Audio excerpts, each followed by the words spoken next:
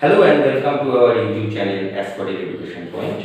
As you know, we were teaching you the principles of programming using the C language, and as scheduled, our topic is operators in C. Fine. Today is our lecture 4 and it is on operators in C. Before we start into our topic, let's recall our concepts on variable and data types which I was teaching you in my lectures 2 and 3. So let's recall what a variable is. What is a variable? As you know, variable is a container. Variable is a container.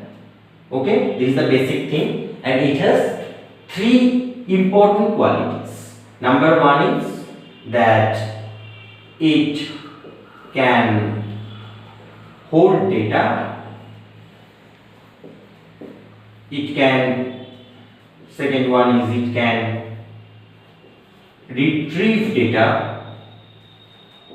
By retrieve data I mean that it can make a reference to memory. So I will be writing it as it can retrieve data by making a memory reference,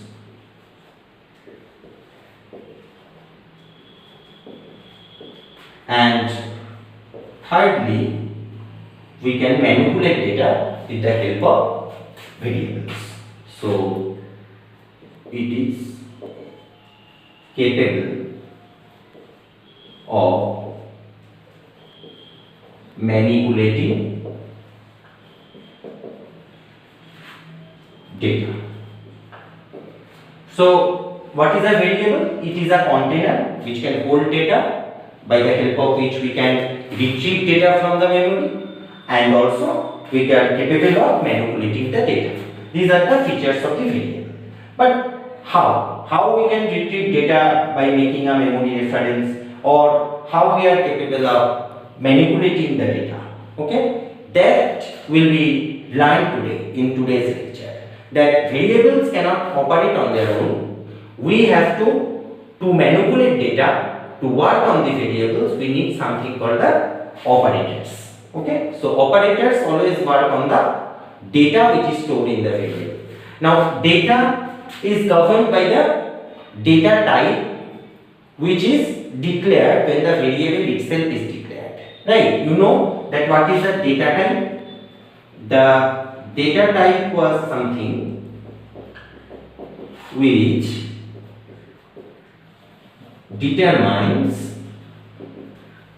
how data is stored in variable. Fine. Recall your concept that how we used to declare a variable. Suppose I declared a variable as int a, that means a is the variable, and the type of data this variable is expected to hold is integer. Okay, so we know that integer is going to take 2 bytes or 4 bytes based on the architecture. Based on the architecture, integer is going to take either 2 bytes or 4 bytes, and a is a variable. So both of these things go hand in hand, unless and until declared a variable has no meaning.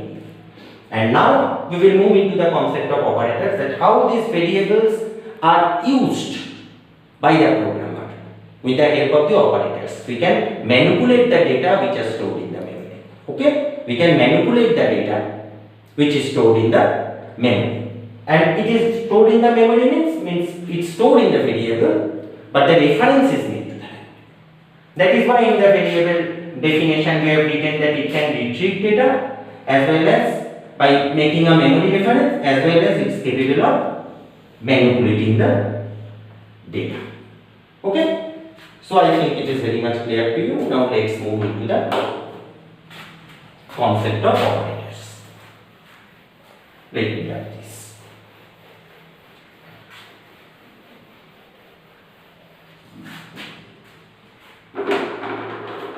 So operators are basically of different types.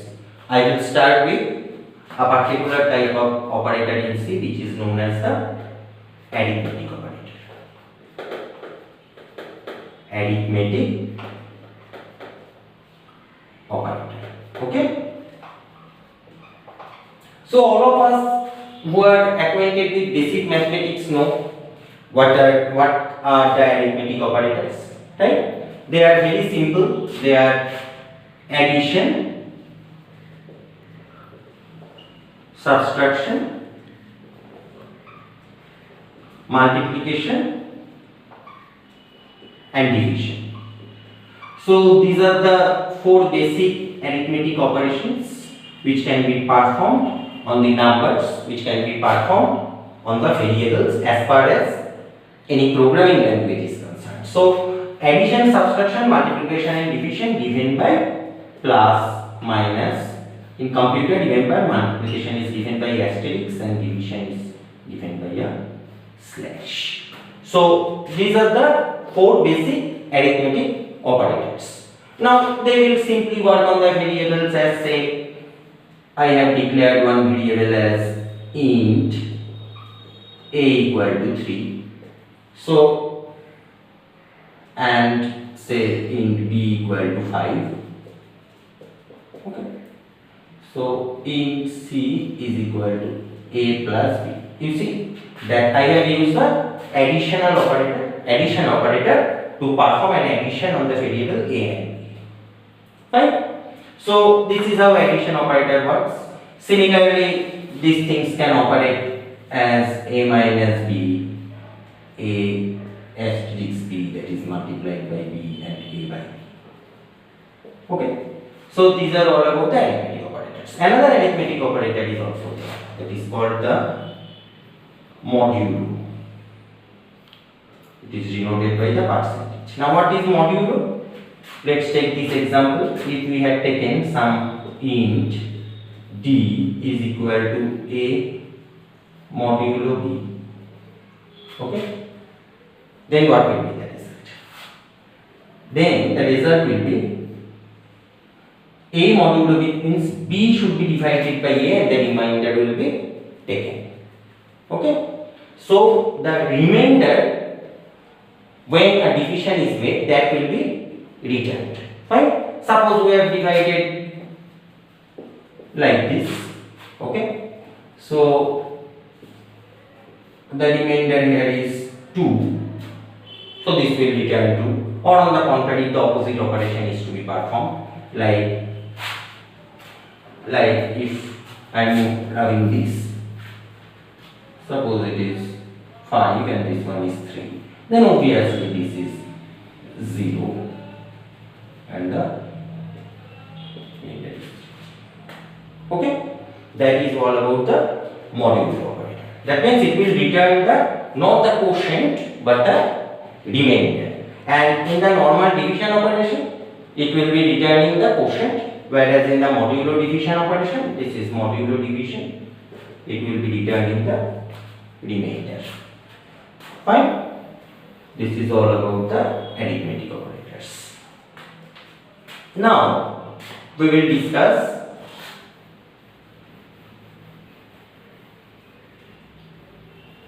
increment and decrement operator. Increment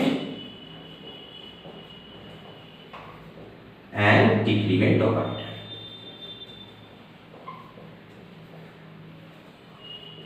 Okay. Now, what is the function of increment operator? It will increase the value of, say, variable a by 1. Okay. And what is decrement operator? Decrement operator will decrease the value of the variable by 1. Okay. So increase the value of the variable by 1 and decrease the value of the variable by 1. Fine. So these are increment and the decrement operator. Now increment and decrement operator, how it operates? It operates in two ways. Either postfix increment or prefix increment. Fine. What is postfix increment? It is something like, say, A plus plus, and prefix increment is something like plus plus A, where our variable is A. Fine. Now, what happens in postfix increment? The value of A is returned first, okay, then A is incremented. The value of A is returned and then it is incremented. Whereas in prefix increments, what happens? That's the opposite of these two. That is, A is incremented first, then the value is returned. Okay, same with decrement operator. Decrement operators, the postfix decrement operator will be A minus minus, and the prefix decrement operator will be minus minus A. How it operates? It operates in the same way. That means A minus minus, in case of A minus minus, what will happen? The value of A is returned first, then A is decremented. Whereas in minus minus A, first the value of A is decremented, then the value of A is returned. Now let's take a piece of code. Okay, let's take a piece of code to understand this concept. Let's take a, suppose this is our code, hash include stdio.h void main. We have taken one variable and declared it as a constant value int a equal to 5. Now we are putting a printf statement. Printf the value of A is %d comma A plus plus, and in the next line we are writing printf the value of A is %d comma plus plus A. Okay. Now let's study what will be the output of this code. Now here you can see, as per definition of A plus plus, the value of A will be returned first, then it will be incremented. So what value will you expect from this printf statement? Obviously 5, because the value which is set as A, as the value of A is 5, and it is returned first, then it is incremented. So two things happen here. 5 is displayed on your terminal, and also A is incremented. So this happens in the terminal, and in the backend 5 gets incremented to 6. Okay. Now what happens in the second line? In the second printf statement, we are using plus plus A. We are using plus plus A means that the value of A is incremented first, then it is returned in the terminal. So as per our backend value, now value of A is now 6. So incremented first and then displayed. So in both the backend and the terminal, the value will be 7 in the second case. So what will be the output? In the terminal we will be getting 5 and 7 as the values. Fine. This is very easy, I think you can understand. Okay. But let's revise this using the decrement operator, that what will be the formula.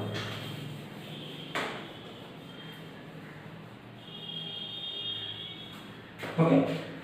Suppose then this thing will be changed.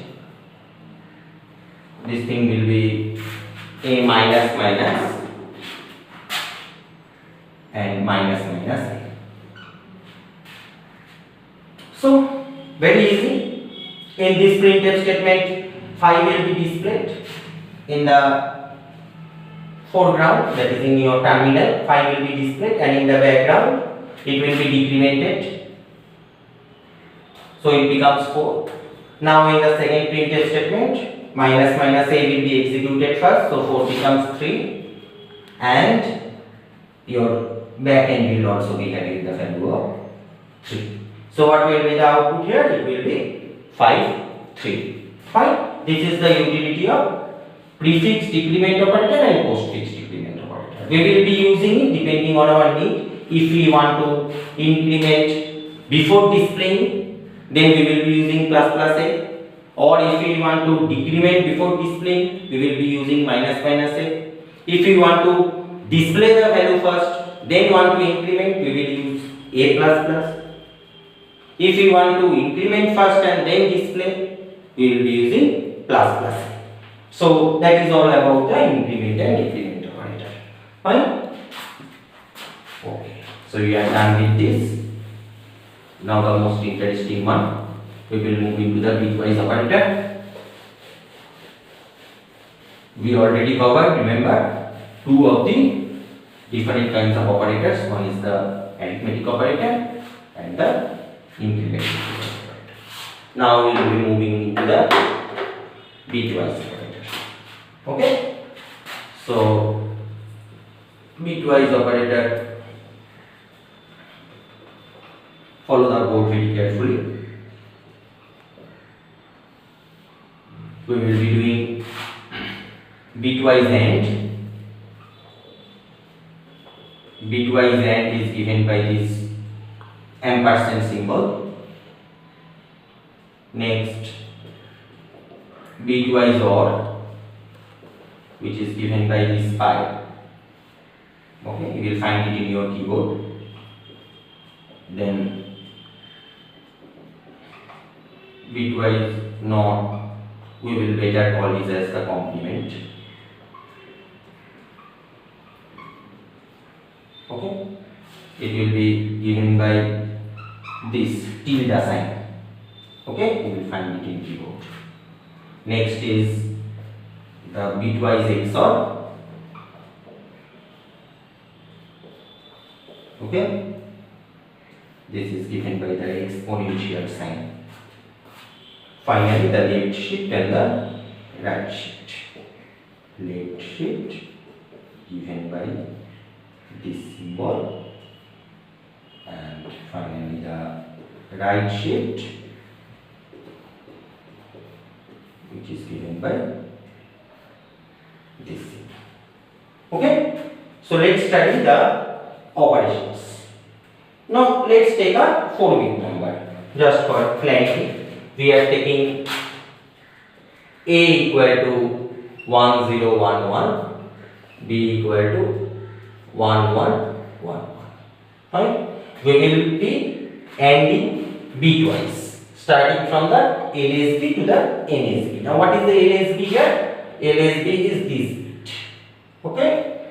And as you move from this particular bit position to this particular bit position, we will be moving from the least significant bit to the most significant bit. This concept is important for shift operations also. LSB, and this one will be your NSB. LSB stands for least significant bit, NSB stands for most significant bit. So we will be ANDing bitwise starting from the LSB. Okay, that is a thumb rule. So let's start. What you know about the AND? AND is nothing but if two inputs are true, okay, then only the output will be true. That is, if both inputs are true, then only output will be true. Fine. Now both inputs true means both inputs will be 1. Both inputs true means both input must be 1. One input true, one input false means one input is 1 and the input is 0. Now for the AND condition to be true, both of the bits must be set to 1. So in this case, if this one and this one are ANDed together, the value will be 1. Again, this one and this one are ANDed together, this value is 1. Here you find that they are different, that is 0 and 1 are ANDed together, so this value will be 0. And this one will be ANDed again together, this value will be 1. So this is the result of A and B. So this will be the result of A and B operation. Fine? A and B. Now let's see what happens if we perform A or B. So result of A or B, I will mark it using some other pen. Now what is the condition of OR? In OR, if either of the conditions is set to true, then the output is true. Okay? So what happens here? Here both the conditions are true, so definitely the output will be true. Here both the conditions are true, definitely it will be true. Here either of the conditions are true, that means this one is true but this one is false, but as per the rule of OR, this must also be 1, and this one is definitely 1. This is the result of A and B. This is the result of A and B. Okay? These are the operations bitwise AND and bitwise OR. Now what is bitwise complement? Bitwise complement is, suppose I want to complement A. Okay. Then the bits will be changed or reversed. Okay. So A is 1 0 1 1. So bitwise, that is complement of A, should be 0 1 0 0. That is the output of not A. Okay. That means bitwise I have complemented the values. 1 become 0 and 0 becomes 1. 1 becomes 0. Okay. This is the output of not A. That is, we have performed the complementary operation. Now finally we are coming to the bitwise XOR, that is this operation. A bitwise OR B. Fine. Let me mark it with some other pen for your easy reference. Now what is the XOR? In XOR, remember that when two inputs are similar, we have to put the result as 0. And when two comparing bits are different, we have to put the result as 1. So what you find here? Here in the LSB of A and in the LSB of B, we find that the bits are same. Okay, the bits are same. So we must put it as a 0. Okay. We must be putting it as 0. Fine. Again, in both these cases, they are same. So we will put it at 0. But here, as far as the third bit is concerned, taking from the last, for A it is 0 and for B it is 1. So they are different. So result of XOR between these two bits will be a 1. And finally again we are getting same values in the MSB. So it will be 0. This is the result of the A XOR B. So these are the results of the different bitwise operators on the variables A and B. Given the variable A is having a value of 1 0 1 1 and B is having a value of 1 1 1 1. Fine. I think it is clear to you. So again we are done with this 3 and 4. Fine. Now the last two I will be teaching. Fine. So let's start this again. Let's start with the left shift. Remember, in left shift we will be moving our bits to the left. To perform left shift, consider a 8-bit memory word or register. mark them as the 8 bits. These are 1, 2, 3, 4, 5, 6, 7, 8. Okay. Another important thing is remember the power of 2s here. So this value is 2 to the power 0. Here it is 1, 2 to the power 2, 2 to the power 3, 2 to the power 4, 2 to the power 5, 2 to the power 6, 2 to the power 7. You know that this range will range from 0 to 7 because it is a 8-bit number. Now just take one value. Okay, let's take the value of A as 1101. Fine. So 1101. Let's start from the LSB.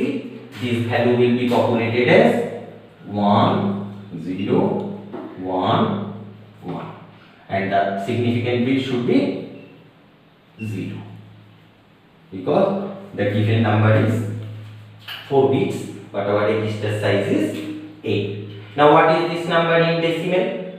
This number is decimal is very simple. Here it is 2 to the power 0 into 1, right? So this value will be 1. This is 2 to the power 2 into 1. This value will be 4. This one is 2 to the power 3. That is 8 into 1. That is 8. So this one is the decimal equivalent is 30, right? So because we have added them together, this value in binary is equal to 13 in decimal. Fine. I think it is clear. Now we will be shifting it by say 2 bits. We will try to perform this operation. Okay? That means these 2 bits will be shifted, right, from the left hand side. So what we will do? First thing you need to do is a very good shortcut process. I will teach you. Mark it again. The 8 compartments. Mark the 8 compartments. Since I have to shift the bits by 2 places from the left, stuff the lastmost 2 left bits as 0. This is the rule. And now try to backtrack the number from this place. That is 1011.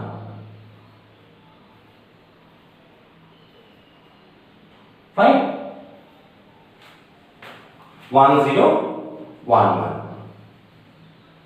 Okay, that is the best thing to do. Whenever you are shifting it by 2, and let's shift this number by right, what will be the rule? Again, let me take the red pen. That what will be the result of? Let's make another compartment. Okay, so this one is again 8 bits. Now I will show you the result of A right shift 2 here. In this case what you will do?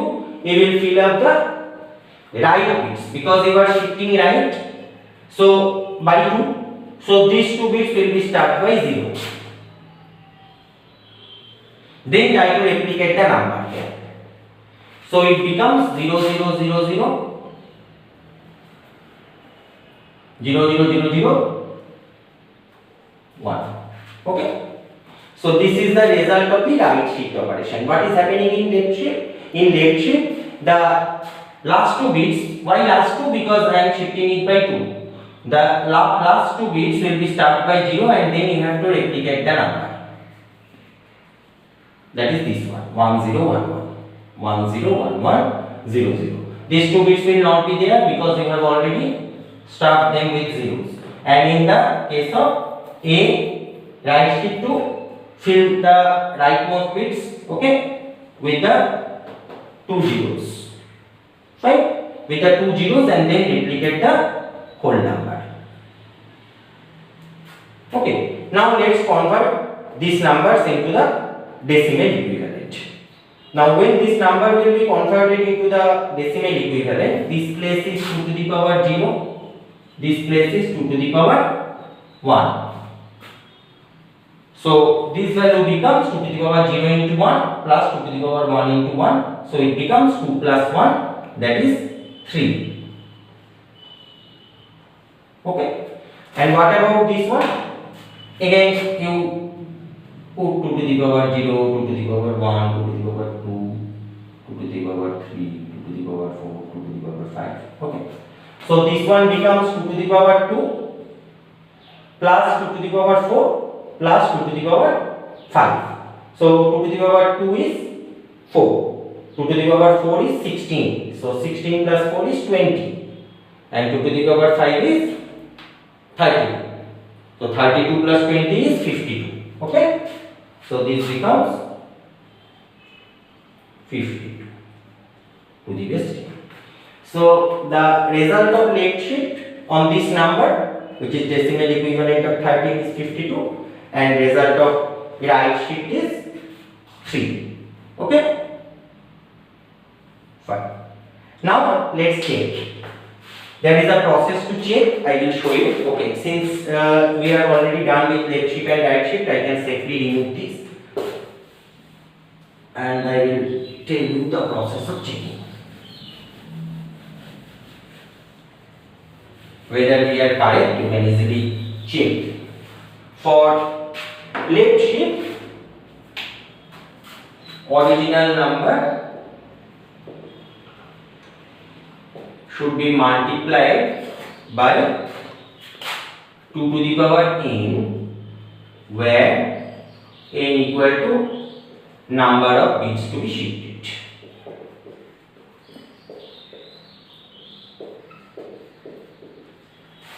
Fine. And what about the next one? This is for left shift. Okay. This is for left shift.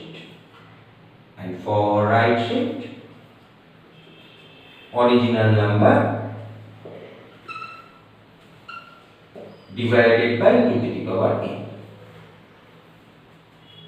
where n equal to number of bits.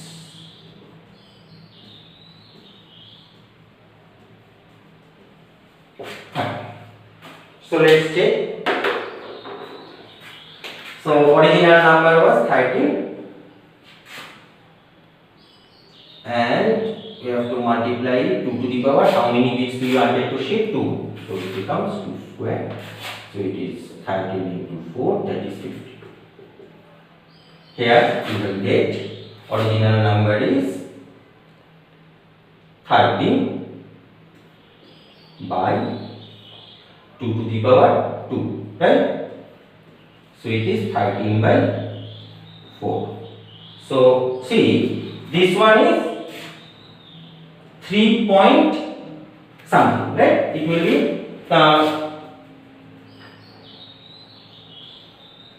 I think it is 3.25. But see, you have to take, during this check, you have to take only the integer part. Okay, during the check, you should take only the integer part. You should round it off to your nearest integer. So this value will be 3. So see, this is coming as 52, and also our left shift operation yielded 52. This should come as 3, and our right shift operation has also yielded 3. So we have done it correctly. I think you have understood the left shift and right shift operation. Remember the formulas. Remember the formulas, that how we have cross-checked them, and remember the shortcut also, that in left shift we will stuff these bits with 0, the left bits with 0. Okay, because we are shifting left. What is the chance of getting vacated? Which two bits are getting vacated? These two bits. So stuff them with 0 beforehand, and then put your number from LSB to NSB as far as that is concerned. Similarly in right shift, since we are moving towards right, so these two bits are getting vacated, so put them as zeros, and then rewrite your number as far as your bits permitting. So you will be getting your results, and then cross check it, and remember there is nothing to worry if there is a decimal here, because you are taking only the integer part for the check. 13 by 4 is 3.25. We will have to round it off to the nearest integer. because we are not holding any particular carry bits over here. We are just taking the integer part because we are taken the number as integer. Is not it? Our integer a was integer. So any operations on an integer will always be returning an integer. Fine. So we can safely ignore till decimal precision. We will take it 3 and our result is 3. Okay. So that's all about the bitwise operator.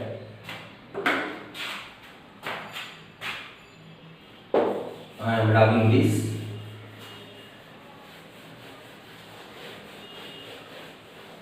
Few things remain. There are important operators still remaining. I will go to them. They are very easy, and remember that during your practicals you will need these concepts. Don't think that they are theory only. The total computer science and the programming language system is dependent on this. So let's start with I think I finished the relational operator, I finished the increment operator, I finished the arithmetic operator. Okay? No, relational operator. Relational operator is remaining, assignment operator is also remaining.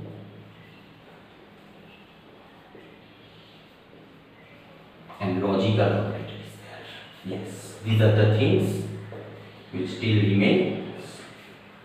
I have covered arithmetic operator, increment decrement operator, and bitwise operator.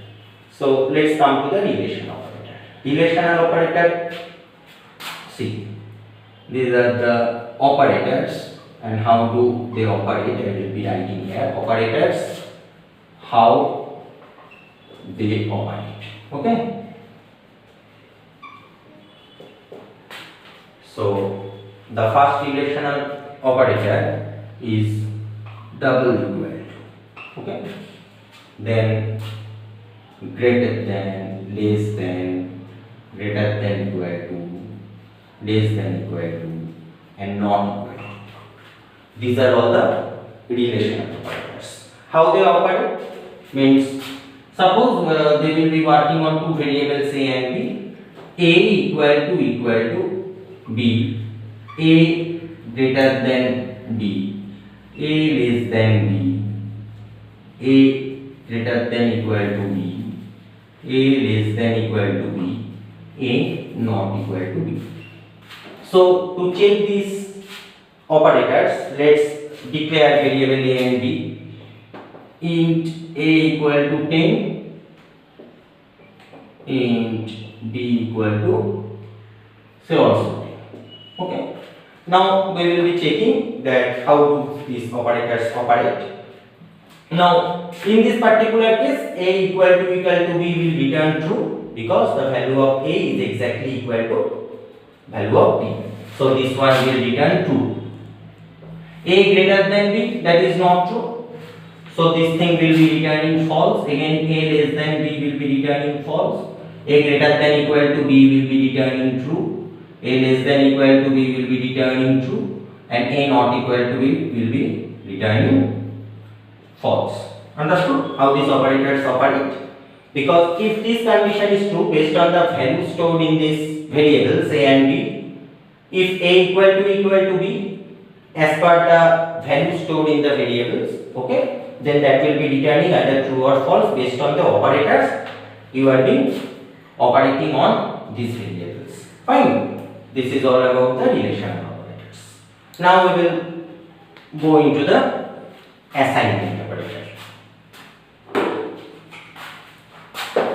Assignment operators. These are also very simple things. Very easy. Let's take the operator again and how they operate. Okay, how they operate. Fine. So the first operator which you will be encountering is equal. Now here arises a confusion. You may think that in normal mathematics equal to means equal, but in computer, in discrete mathematics, a double equal to is equal in all respects. A double equal to b means a is equal in all respect with b, but a equal to b is different. It is an assignment operator. That means the value of b is assigned to the value of a. Okay, that is a equal to b. So what does a equal to b means? That means value of b is being assigned to b. Consider that a equal to 5, b equal to 3. Okay. Now after the operation a equal to b, the value of a will also be set to 3. Okay. Initially the value of a was 5 and value of b was 3. But after this statement, that is a equal to b, value of b is assigned to a. That means the new value of a becomes 3 now. That is assignment operator. Okay. This one is the assignment operator. Equal to. This one equal to. Single equal to. Remember. This can be plus equal to, minus equal to, multiply equal to, division equal to, and modulo equal to. These things are very similar. I will just go through them. They are already self-explanatory. A plus equal to. Okay. This implies that a is equal to a plus b. A plus equal to b. Obviously. A plus equal to b. That means a is equal to a plus b. Again, a minus equal to b. This implies a is equal to a minus b. And for all these things, a is equal to a into b. A slash equal to b means a is equal to a slash b. A modulo equal to b means a equal to a modulo b. Okay? These are as simple as that. These are how assignment operators work. If you have any questions still, you can always write on our comment section and I will try to explain it.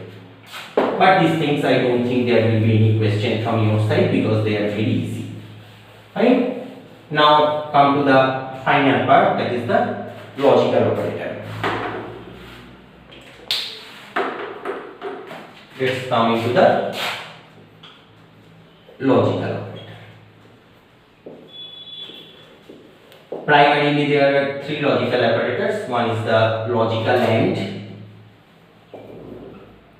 Logical AND, which is given by double ampersand. Recall that in bitwise AND it was single ampersand. But in logical AND it is double ampersand, that is the difference.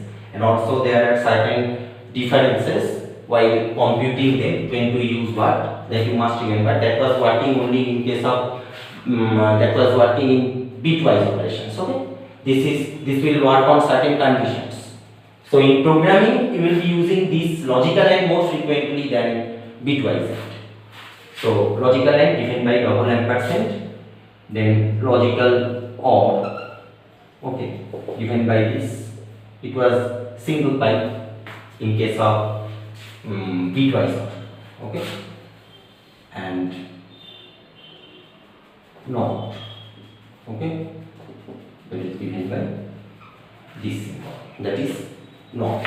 Okay, now this works in the same fashion as per the AND logic gate, OR logic gate, and NOT logic gate. Okay. You know, suppose you have two conditions to check. Okay, how? I will explain it by a piece of code. We will be moving into loop in our next lesson. So in any case, we will have to learn coding. So let's begin here only. If say a equal to 5, int a equal to 5, int b equal to 6. Okay. Now the condition I will be put. If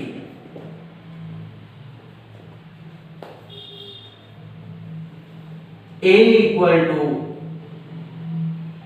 5, okay, and b equal to a equal to 5 and b equal to 5,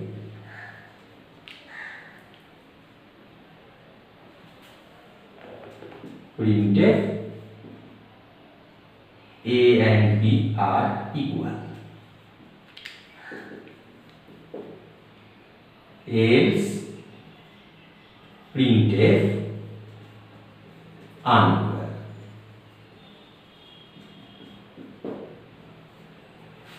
Fine. This is within the main. Obviously, this whole thing is in the main. Let me wrap this. This thing should be in the main, because many of you who are new to programming will think that this one is without main. So obviously there will be some main. And I have started the main here and closed here. And for your clarity, okay, let's put the hash include also. Hash include HTTP. Fine. So what is this program doing?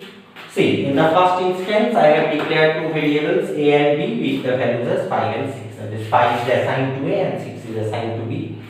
Now, if A equal to 5 and B equal to 5, okay? That means if both the conditions are true, A equal to 5 is true, B equal to 5 is also true, then only I can print that A and B are equal. But here what will happen? One condition is true because A is assigned the value of 5. So equal to 5 is true. But B equal to 5 is not true because B is assigned as the value of 6. So because I have used the logical AND operator, since one of the conditions is false, so this part of the code will not be executed. Okay? Because this condition is not true. Since it is not true, the false part will be executed. So when you run this program, the result will be unequal. The output will be unequal. Okay? But if we change this, that means what is happening? That both conditions need to be true to execute this if. That is nothing but a logical AND. Both of the conditions must be true. But here you find that one condition is false. B is not equal to 5. It is equal to 6. So it doesn't follow. But what happens here? If I replace this logical AND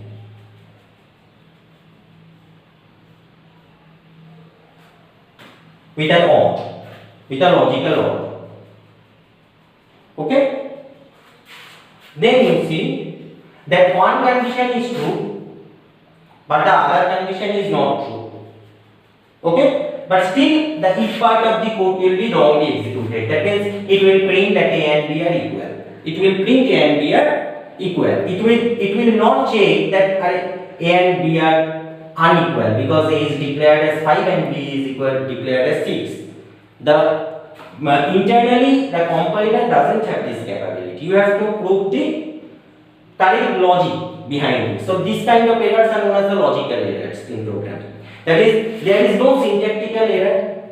Okay, the OR condition is already working fine because either of the conditions is true.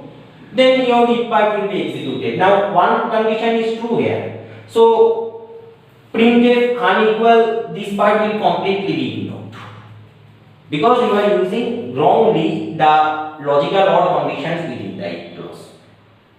Because you have wrongly used the logical OR condition within the if. That is why your error is evident.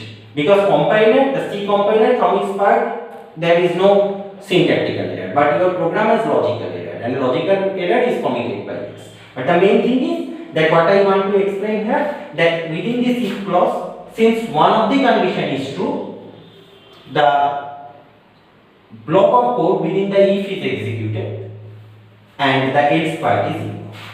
Whereas in the earlier case, both conditions were to be true to execute the if block. Fine.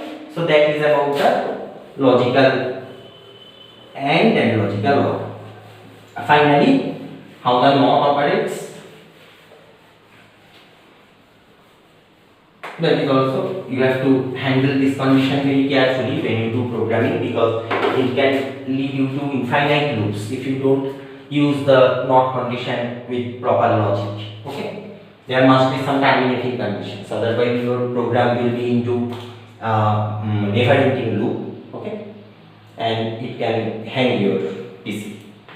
So there must be some condition, but we will come to that later. I will just explaining how the not condition occur. Now say int a equal to 0. Okay. Now there are different pieces of code, and I am writing a while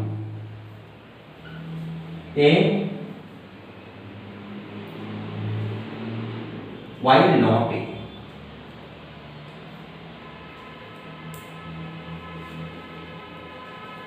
Printf error.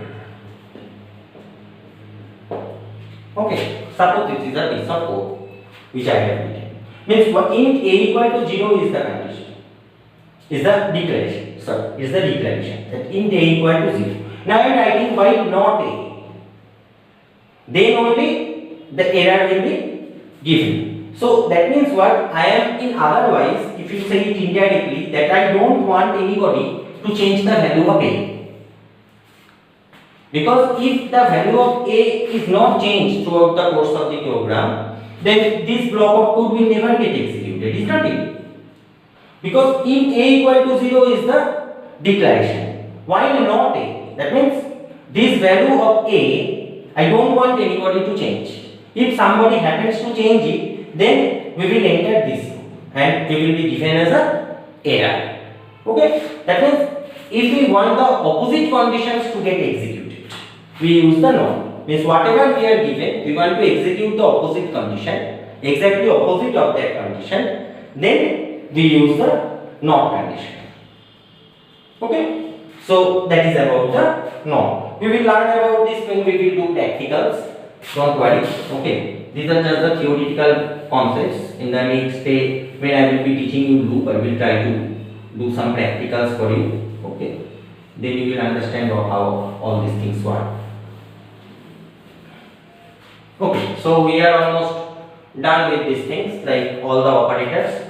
So what I taught you about the arithmetic operator, about the bitwise operator, right? About the increment operator, about the relational operator, about assignment operator and logical operator. Okay, I try to teach everything in detail. Now, before wrapping up, let me tell you about one or two more operators, like the comma operator. The comma operator is to club the similar kind of variables together. Okay. Now, suppose there are two declarations int a, int b. Okay. So there is no need to declare them separately. We can declare them in one go, int a comma b. So the comma operator is actually clubbing the similar kinds of variables together. Okay. So that is the use of the comma operator. And another one operator is the size operator. Okay. As I told you the last day that the size of operator will return you that what is the exact size of the integer of float of character. Okay. That will be returned by the size of operator. I told you while teaching, I think, data types. That data types take either integer takes 2 bytes or 4 bytes depending on the architecture of the CPU. Okay, and float also takes certain amount of memory. Okay, so how much amount does it is taking on your memory, on your computer, that you can check by using the size of operator. Now to demonstrate this, let me write one code. Okay, that how you can check that how much integer is taking in your system, how much memory, how much space float is taking in your architecture, in your machine. Okay, so let's check this. Let me declare two variables, one as an integer, another one as float. Okay, take another as character also. So I have taken t defined types of variable. Now I will check that how much integer is taking, how much float is taking, how much carry is taking, how much of memory they are taking. So it is as simple as that. Just write printf the size of integer is %d, okay, comma size of int. Okay. So the size of integer is percentage d, size of int. Similarly, you can write here printf the size of float is percentage d comma size of float. And in same way you can write it here. Okay, let me write it here. Printf the size of character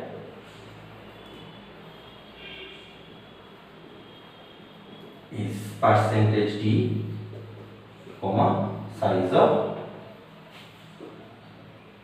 character. So close the bracket.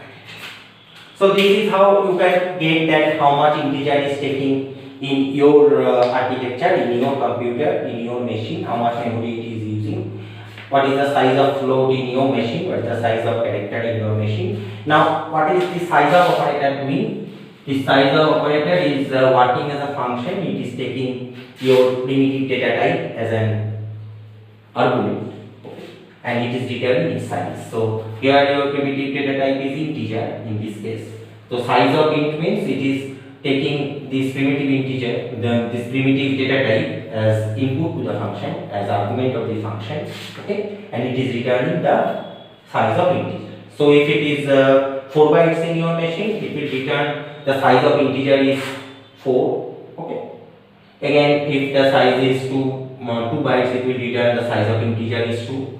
So depending on the architecture, and same with this float and character, you can try yourself, you can practice them in your computer and see what is the result of the code. Okay, that's it. I hope I am able to explain you about operators. Next day I will be teaching you about the loops. Okay, and also some bit of practical I am trying to arrange to teach you. Okay, that's it for today. Thank you.